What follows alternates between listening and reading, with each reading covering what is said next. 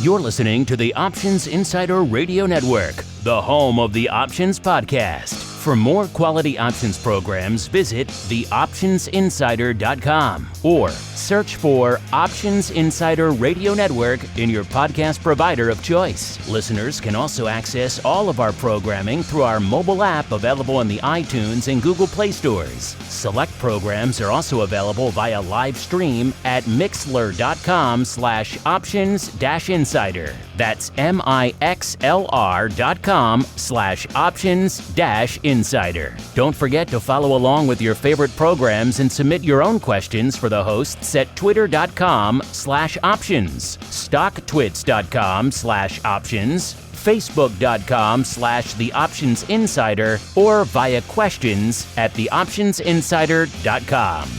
The Options Insider Radio Network is sponsored by Fidelity Investments. Fidelity's Option Trade Builder tool can help you confidently build an options trade in 3 simple steps. Just choose a strategy, select a contract, and then review the benefits and risks of the trade. Learn more about Option Trade Builder at fidelity.com/options. Options trading entails significant risk and is not appropriate for all investors. Certain complex option strategies carry additional risk. Before trading options, contact Fidelity Investments by calling 800-544-5115 to receive a copy of the characteristics and risks of standardized options. Fidelity Brokerage Services, LLC, member NYSE SIPC.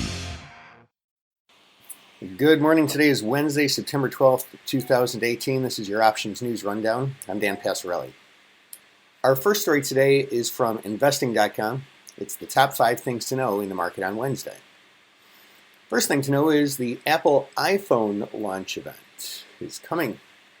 Apple will be in the spotlight as it unveils its new high-end smartphone in a splashy event set to kick off at 1 o'clock p.m. Eastern Time at its campus in Cupertino, California. According to reports, the new top model is expected to have a 6.5-inch screen with an edge-to-edge display and be called the iPhone X Plus or Max. It would have an OLED display with richer colors, and Wall Street is targeting a price of $1,049 or $1,099 versus the current $999 base price for the iPhone X. A second phone with a 5.8-inch OLED display is called the iPhone XS, would be similar to the iPhone X, but with an improved processor. Second thing to know today is U.S. stock futures were ticking higher before the open. Pre-open, U.S. stock index futures pointing to a slightly higher open on Wall Street, although worries about an intensifying U.S.-China trade conflict kept investors on edge. Third thing to know today is PPI data is ahead. Today's calendar will bring investors the August data on producer prices that came out actually at 8:30 a.m. Eastern Time. The data was expected to show prices rose at a 3.2% over the prior year rate as signs of inflation pressures building in the economy continue to add up. The Fed also releases its beige book on the economy at 2 p.m. Eastern. The U.S. dollar index was a shade higher at 95.10. Fourth thing to know today is EIA's weekly oil supply report is today. U.S. Energy Information Administration will release its official weekly oil supplies report for the week ended September 7th at 10:30 a.m. Eastern. After markets closed Tuesday, the American Petroleum Institute said that U.S. oil inventories fell by 8.6 million barrels last week.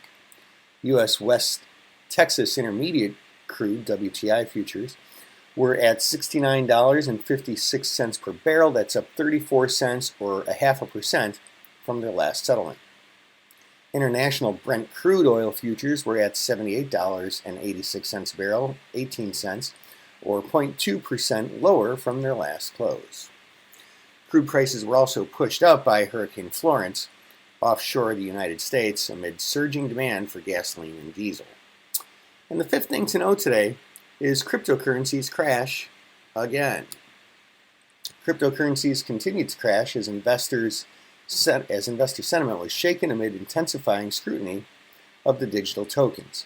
Bitcoin, the world's most valuable digital currency, was down around 2% at $6,244.50 on the Bitfinex exchange, after falling to as low as $6,170, the level last seen on August 22nd. Beyond Bitcoin, the price of the other major cryptocurrencies also continued to drop. Our second story today is from CNBC.com. Weekly refinance demand plummets as mortgage rates hit a 5-week high. A sharp rise in mortgage interest rates took its toll on the lending business last week. Mortgage application volume fell 1.8% for the week, according to the Mortgage Bankers Association's seasonally adjusted report. Volume was 18% lower compared with the same week 1 year ago. Refinance volume, which is highly rate sensitive, fell 6% for the week and was 39% lower than a year ago. Mortgage rates were significantly lower a year ago, and the vast majority of borrowers eligible for a refinance have already done so at near record low rates the market offered a few years ago. The average contract interest rates for the 30-year fixed-rate mortgages with conforming loan balances increased to 4.84% from 4.8% last week, with points increasing 0.46 from 0.43, including the origination fee for loans with the 20% down payment. Our third story today is from Investing.com. New York overtakes London as top financial center, and Brexit is blamed. New York has overtaken London as the world's most attractive financial center, a survey said on Wednesday, as Britain's decision to leave the European Union prompts banks to shift jobs out of the city to preserve access to Europe's single market. Brexit poses the biggest challenge to the City of London's finance industry since the 2007-2009 financial crisis, since it might mean banks and issuers lose access to the EU, the world's biggest trading bloc. New York took first place, followed by London, Hong Kong, and Singapore in the Zien Global Financial Centers Index, which ranks 100 financial centers on factors such as infrastructure and access to quality staff. Our next story today here is from CNBC.com. PPI's out here. U.S. producer prices post first drop in 1.5 years.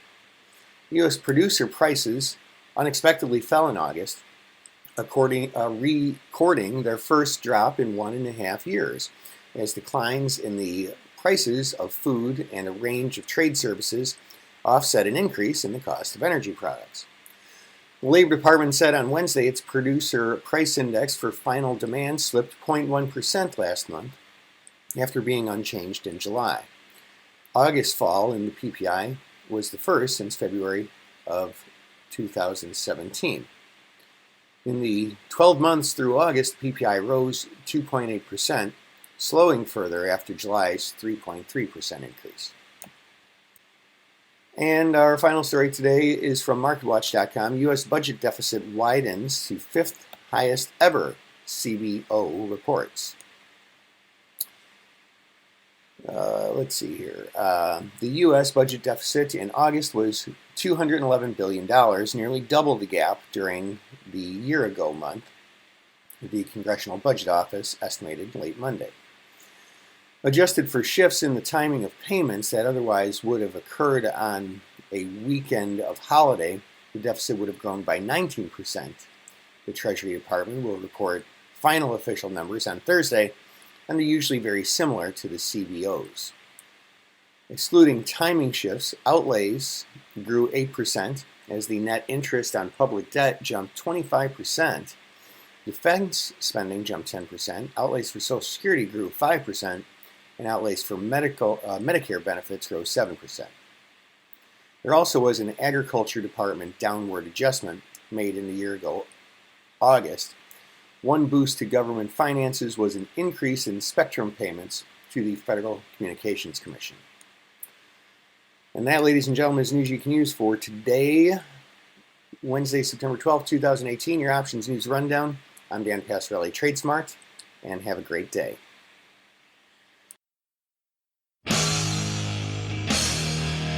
The preceding program was a production of the Options Insider Radio Network. For more quality options programs, visit www.theoptionsinsider.com or search for Options Insider Radio Network in your podcast provider of choice. Listeners can also access all of our programming through our mobile app, available in iTunes and on Google Play.